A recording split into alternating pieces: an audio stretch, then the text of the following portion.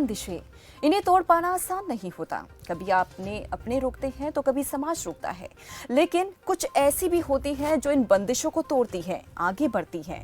वो ये नहीं सोचती कि लोग क्या सोचेंगे, वो ये भी नहीं सोचती कि कुछ और कर ले, वो कर गुजरती है और मिसाल बन जाती है। आज हम अपने स्पेशल शो में राजस्थान की एक ऐसी ही महिला से बात करेंगे। साल 1978 में अलवर राजस्थान में जन्मी सामाजिक कार्यकर्ता उषा चौमार का जीवन बेहद प्रेरणादायक है। वो सुलभ इंटरनेशनल की गैर लाभकारी शाखा सुलभ इंटरनेशनल सोशल सर्विस ऑर्गेनाइजेशन के अध्यक्ष हैं। साल 2020 में सामाजिक कार्य के क्षेत्र में अहम योगदान देने के लिए उन्हें पद्मश्री सम्मान से नवाजा गया। पद्मश्री विजेता बन राष्ट्रपति के हाथों सम्मानित होने वाली उषा चौमार कभी मैला ढोने का काम किया करती थी। आज वो हर किसी के लिए मिसाल है, लेकिन यहाँ तक पहुंचने का उषा का सफर काफी लंबा रहा। उन्हें महज 7 साल की उम्र में मैला ढोने के लिए मजबूर होना पड़ा। इसके बाद 10 साल की उम्र में ही शादी हो गई। परिवार चलाने के लिए वो मैला ढोने का काम किया करती थी। इस दौरान एक संस्था ने उनकी मदद की। उषा की जिंदगी में ये बदलाव तब आया जब वो सुलभ इंटरनेशनल नाम की संस्था से जुड़ गई। सुलभ इंटरनेशनल से जुड़कर उन्होंने न सिर्फ मैला ढोने का काम छोड़ा, बल्कि लोगों को स्वच्छता के लिए प्रेरित भी किया। उन्हें British association of south Asian studies के सालाना सम्मेलन में स्वच्छता और भारत में महिला अधिकार विषय पर संबोधित करने के लिए आमंत्रित भी किया गया था। और जिस उषा चौमार की हम लोग बात करें, आज वो हमारे साथ लाइव जुड़ गई हैं। उषा जी, बहुत बहुत स्वागत है आपका खबर फास्ट पे। धन्यवाद मैम। जी, उषा जी, सबसे पहले मैं आपको बधाई देना चाहूंगी, शुभकामनाएं देना चाहूंगी कि आपको पद्मश्री से सम्मानित किया गया है। थैंक यू मैम, धन्यवाद। जी, उषा जी, सबसे पहला सवाल मेरा ये है कि बहुत लंबे समय आपने मैला ढोने का जो काम किया है, लेकिन ये जो लड़ाई रही है कितनी मुश्किल रही है, जरा शुरू से बताएं। मैम देखिए, बहुत छोटे थे, जैसे कि आप अभी आपने बताया, तो मैं जाती थी मैला ढोने के लिए, तो मुझे बिल्कुल अच्छा नहीं लगता था। जैसे मैं थोड़ी समझदार होने लगी, तो वहां तो मैं जैसे मम्मी के पास थे पियर में, तो मम्मी के साथ करती थी। ससुराल में आई तो सासू माँ के साथ करने को मिला, तो मुझे मैम अच्छा नहीं लगता था। तो जैसे मैं कहती थी मम्मी से भी कि मम्मा हमें क्यों करते हैं काम मैला ढोने का, तो वो कहती है कि और क्या करेंगे बेटा, हम लोगों को तो यही काम है, पीढ़ी दर पीढ़ी चला रहा, तो वही काम हम लोग करेंगे, कोई काम ही नहीं, और तुम क्या करोगे। तो मैं 2003 में पता नहीं हम लोगों का किस तरह से भाग्य बदला, और यहाँ पर डॉक्टर पाठक जी आए अलवर राजस्थान में, तो उन्होंने हमसे ये सवाल किया था कि भाई ये काम तुम क्यों करते हो। अति कि हम लोगों को तो यही काम, और कोई काम नहीं। तो हमने कहा और क्या कर सकते हैं हम।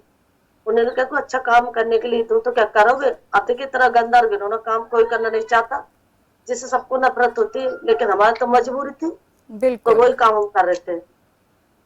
तो इन्होंने कहा तुम लोग दिल्ली आओगे, तो हमने कहा दिल्ली तो देखो हमको ऐसा लगता है उस समय के वजह से कि अमेरिका। तो हमने कहा ठीक है, तो मेरी सासू माँ ने कहा नहीं नहीं, दिल्ली जाने की कोई जरूरत नहीं है, और आपका ये काम भी छूट जाएगा, और ये काम छूट, बच्चे किससे पेट पालन करेंगे अपना। बिल्कुल। तो फिर मेरे हस्बैंड ने कहा मम्मा कोई बात नहीं, काम ना छूटे तो ना से, तो दिल्ली तो देख आएंगे। क्योंकि दिल्ली के चक्कर देखने के चक्कर में सुलभ में गए थे मैम। तो वहां पर हम लोगों का इतना अच्छे से इज्जत और सम्मान से हमारा स्वागत किया गया सुलभ में दिल्ली में, तो हम लोगों को इतना अच्छा लगा। क्योंकि जो हमारे समाज के लोग वहां पर खुद सब लोगों को एक साथ खाना खिलाते हैं, वहां पर चाय बना के पिलाते हैं। तो हमने सोचा यहाँ पर तो सुलभ में कोई उतना छोटा बड़ा कुछ नहीं, कोई भेदभाव नहीं है, लेकिन हमारे अलवर राजस्थान में ऐसा क्यों है। तो बस मैंने यही सोचा मन में कि मैं बिल्कुल भी, हम अपने अलवर राजस्थान को बदल सकते हैं अगर ये काम छोड़े तो हम। तो देखिए हम लोगों ने काम छोड़ दिया, तो यहाँ पर हम लोगों को नई दिशा के नाम से एक संस्था खोली है अलवर में जी। तो यहाँ पर हम लोग अचार पापड़ जबे कूटन के बत्तियां साफ सफाई से रहना सहना सब हम लोगों ने यहाँ सीखा। तो मैम हम लोग सबको बताते कि जरूर है कि हम लोग यही काम करेंगे। तो सबसे बड़ी बात क्या थी, शौचालय की वजह से थी। हर जगह पर शौचालय बन गए, अब नहीं कोई काम करता है और नहीं किसी को अकमान की जिंदगी जीना पड़ रहा है। अब अपना अच्छे से अपना काम कर रही है, अपने पैरों पर खड़ी सभी लेडीज से, कब कोई छुआछूत नहीं, कोई भेदभाव नहीं यहाँ पर। अब मुझे बहुत अच्छा लगता है कि देखिए मुझे कभी इज्जत और सम्मान हम लोगों को कभी मिला ही नहीं था एक मेला ढोने वाले के लिए। जो भारत सरकार को भी धन्यवाद देती हूँ, शुक्रिया अदा करती हूँ उनका भी, जिन्होंने मुझे इतना बड़ा सम्मान से पद्मश्री से नवाजा गया तो मुझे बहुत खुशी हुई। बिल्कुल उषा जी, जैसे क्योंकि आपके चेहरे पर हम लोग वो खुशी देख पा रहे हैं कि जब आपको सम्मानित किया गया पद्मश्री से तो क्या खुशी रहेगी, किस तरीके का आपने उस मौके पर महसूस किया होगा। एक सम्मान जैसी दिखता है, एक रिस्पॉन्सिबिलिटी, इज्जत जो होती है ना, वो एक आपको जरूर देखने को मिलेगी जब आप उस मंच पे गई सम्मानित होने के लिए। लेकिन उससे पहले की अगर मैं कहानी जानना चाहूंगी सबसे पहले कि उषा जी, सबसे पहले ये कि आपने बहुत संघर्ष किया है, हमने आपकी कहानी भी पढ़ी है, लेकिन आपके जुबानी हम जानना चाहेंगे कि जब आपने ये मन बनाया कि आपको ये काम आखिरकार छोड़ना ही है, तो आप में मतलब किसने आपका साथ दिया या किसी ने आपका साथ दिया, इस बारे में जानना चाहेंगे। मैम देखिए, हमारे साथ और मदद हमारे डॉक्टर पाठक जी ने की है जी। वो हमारे सुलभ के संस्थापक हैं। उन्होंने हम लोगों की सहायता की है, क्योंकि भाई हम लोगों को विश्वास ही नहीं था पहले कि भाई कोई हमारी जिंदगी में ऐसा आएगा और इस काम को बदलेगा। जी। लेकिन आज मैंने उनके ऊपर विश्वास किया है, क्योंकि पहले हम ये समझते थे, जैसे डॉक्टर पाठक यहाँ पर आए थे तो हमने सोचा कोई नेता वेता होंगे, उन्होंने कहा जैसे काम छोड़ने के लिए बोला तो उनके पैसे आए होंगे अपने मतलब के लिए, और जैसे वो कहते हैं सड़क की व्यवस्था करेंगे, पानी की करेंगे, लाइट लगाएंगे, तो हम लोगों को विश्वास नहीं था उनके ऊपर। जी। तो उन्होंने कहा कि एक बार मेरे ऊपर विश्वास तो करके देखिए आप। तो हम लोग सब लोग दिल्ली गए थे इस तरह से, और देखिए मैं उनके ऊपर आज मैंने विश्वास किया है तो आज मैं आपके सामने हूँ। नहीं, जिनों के घर पहले मैं शौचालय साफ करती थी वो लोग हमारी छाया से कितनी दूर रहते थे, बिल्कुल। लेकिन आज कोई लोग हैं कि हमें घर बुलाते हैं, हमारे घर आते हैं, छोटे से बड़े प्रोग्राम बुलाते हैं, शादी में कार्ड देते हैं, घर जी। बुलाते हैं। अभी हम अपना जगन्नाथ जी के नाम से मंदिर है अपना, वो पंडित जी मुझे कार्ड दे के बुलाते हैं, मैं जाती हूँ शादी में, वो हमारे घर आते हैं, तो मुझे बहुत अच्छा लगता है। जैसे हम लोग बनारस गए थे तो माँ गंगा में एक साथ हम लोगों ने स्नान किया था, जी। वहां विश्वनाथ की एक साथ पूजा की थी हम लोगों ने, तो हम लोगों को बहुत अच्छा लगा। जैसे एक ही थाली में हम लोग खाना खा रहे थे तो सभी पंडितों के साथ एक साथ हम लोगों ने वहां भी भोजन किया, तो हम लोग को बहुत अच्छा लगा कि हम लोग क्यों नहीं अपने बदल सकते। बिल्कुल। जरूर थोड़े नहीं कि भाई हम लोग ये काम करें, बिल्कुल। बिल्कुल। लेकिन भाई अपना अपना काम सब करें बिल्कुल। तो सही, कोई छुआछूत और कोई भेदभाव रहेगा ही नहीं। अब ऐसा लगता था सब लोगों को पहले कि हम ही लोग करेंगे, हमारे किस्मत में लिखा हो यार, लेकिन हम हमारी किस्मत बिल्कुल नहीं लिखा, अपना अपना काम सब करें, हम क्यों करें काम। सही बात है। तो हम लोगों ने उषा तो जी, डॉक्टर पाठक जी आज उषा किया। जी, आपसे माफ कीजिएगा, इंटरप्ट करना चाहूंगी, लेकिन मेरा सवाल आपसे ये है कि आपने तो लड़ाई अपनी लड़ ली, अच्छे से लड़ी, लेकिन ऐसे में और भी ऐसी महिलाएं होंगी राजस्थान में, या राजस्थान में ऐसे कई क्षेत्र होंगे जहां पर महिलाएं मजबूरन ये काम कर रही है। नहीं मैम, अब तो ऐसा काम नहीं है, महिला ढोने का काम तो बिल्कुल नहीं मैम। अच्छा। क्योंकि मैम देखिए, जब तक लड़कियां पढ़ती नहीं है तब भी नहीं समझ आती उन लोगों को, बिल्कुल। तो थोड़ा पढ़ना लिखना भी जरूरी है। तो लड़कियों को बहुत अच्छे से पढ़ाना लिखाना चाहिए। लेडीज तो खैर पढ़ी है, जो पढ़ी रही है वो तो, लेकिन लड़कियों को खासतौर से पढ़ाना चाहिए। और अब तो यहाँ पर कोई ऐसा काम नहीं करती। राजस्थान, हमारा राजस्थान, दो राजस्थान में दो जगह है सिर्फ, एक टोक राजस्थान वहां भी कोई नहीं करती है, और अलवर राजस्थान में कोई महिला डोने काम नहीं करती। क्योंकि मैम हम लोगों ने क्या किया था, जैसे 2003 से मैंने छोड़ा, फिर 2006 में दूसरा बैच आया था, फिर 2009 में मैं तीसरा बैच आया। इस तरह से हम लोगों ने सबको जोड़ लिया सुलभ में। अब भी जहाँ भी वैसे है नहीं है, लेकिन जहाँ भी कहीं होता तो खुद जाते हैं, उनको समझाते हैं कि ऐसा काम मतलब नहीं करना चाहिए, उससे काम करने को तो वो समझ जाते हैं। जी, तो मतलब उषा जी, आप ये कहना चाहते हैं कि जब से आपने ये काम छोड़ा है तब से धीरे धीरे करके बाकी लोगों ने भी ये काम छोड़ना शुरू कर दिया, और एक आप उनके लिए आइडियल बन गई हैं, एक आइकन बन गई है उनके लिए, आपसे उनको प्रेरणा मिलती है। हाँ मैम, क्योंकि उनको ऐसे कहते कि दीदी अब आपसे हम लोगों को हिम्मत मिलती है कि आपने छोड़ा, और आप लोग सबको समझाते हो, सबके सामने बोलते भी उस चीज के लिए, तो हम लोगों को हिम्मत मिलती है कि बिल्कुल सही है, तो जरूरत थोड़ी हम ही लोग ये काम करें। तो बिल्कुल। कुछ अच्छा काम उनके लिए मिल जाता है तो बिल्कुल बिल्कुल छोड़ देती है काम। जैसे हम लोगों को सुलभ संस्था मिली है तो हम लोग को सबने काम छोड़ दिया, और अच्छे से काम सीख भी रही है लेडीज, अपने पैरों पर खड़ी हुई।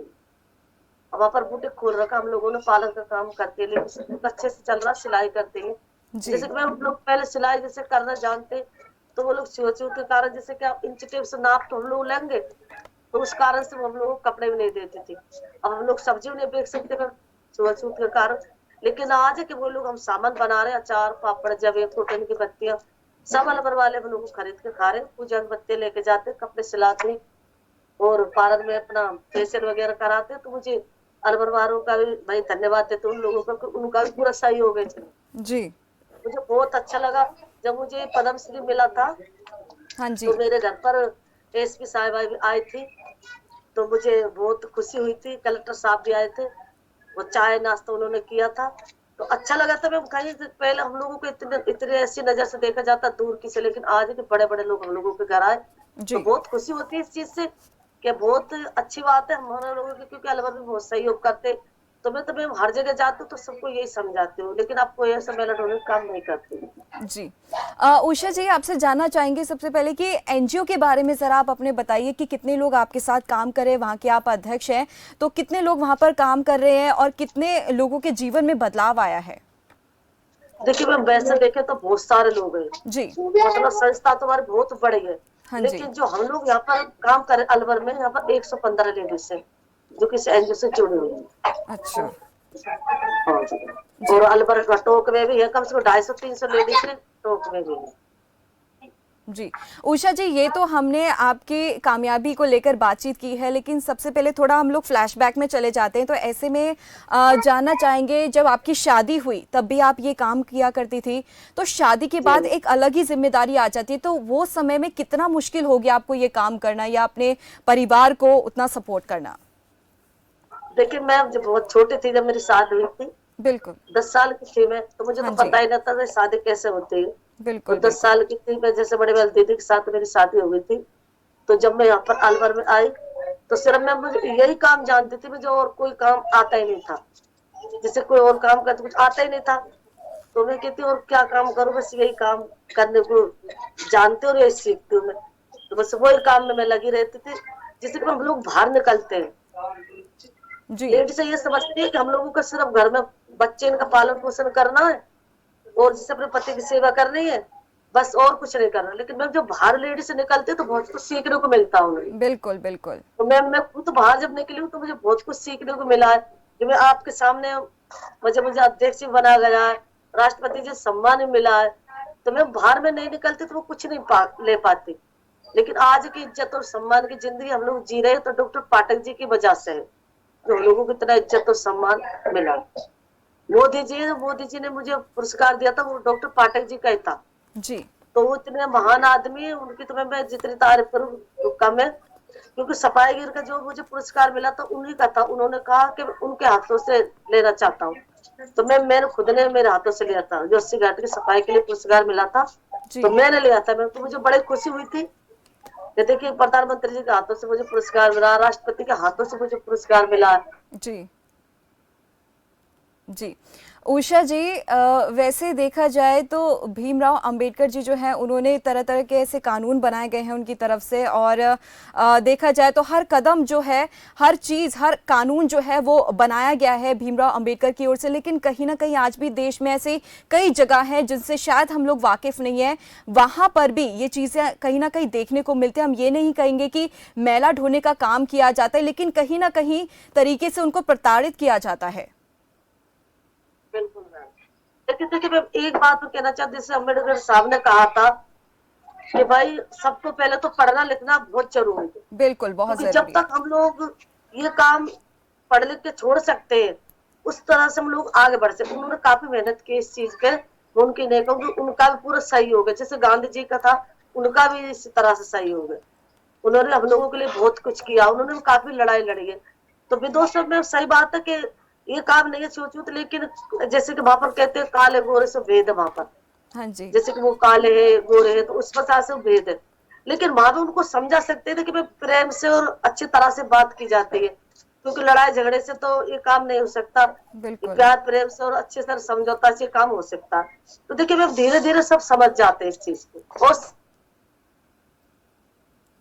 ठीक, चलिए, बहुत बहुत धन्यवाद उषा जी हमारे साथ जुड़ने के लिए। तो ये हमारे साथ उषा चौमर जी थी जो हमारे साथ जुड़ी, और उन्होंने अपने संघर्षों के बारे में हमें बताया किस तरीके से उन्होंने संघर्ष किया है, शादी के बाद क्या कुछ स्थिति रही, किस तरीके से उनके ऊपर जिम्मेदारी आई। तो सारी चीज़ें उन्होंने आज खबरफास्ट के कैमरे के सामने रखी है, और किस तरीके से क्या कुछ संघर्ष रहा है, कैसे उनको पद्मश्री से सम्मानित किया गया, कब उनको कॉल आया, और किस तरीके की खुशी वो उनके चेहरे पर आज जो है हमने देखी है।